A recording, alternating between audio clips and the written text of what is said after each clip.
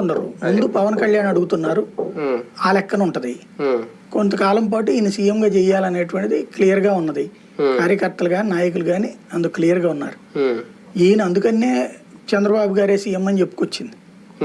అంటే బాబు గారు సూచన మేరకు ఇప్పుడు లేకపోతే మన ఆ రోజున గనక భరతుడు చెప్పులు పెట్టి చూసినట్టు నాన్నగారి ఫోటోని అందులో పెట్టి ఈయన పక్కన కూర్చుని పరిపాలన చేసినా ఆశ్చర్యపోనక్కర్లేదు.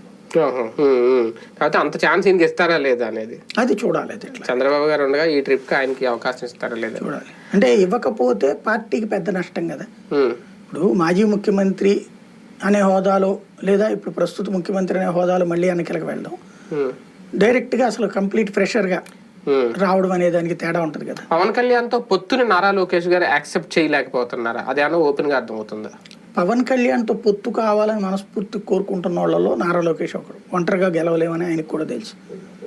కాకపోతే పవన్ కళ్యాణ్కి 10 నుంచి 12% మించి ఓట్ బ్యాంక్ ఉండదు అనేది అతని నమ్మకం.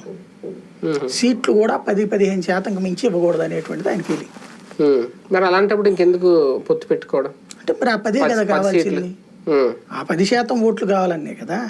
ఇప్పుడు జగన్ కి వీళ్ళకి 10% గ్యాప్ వల్ల ఇంత తిప్పలం.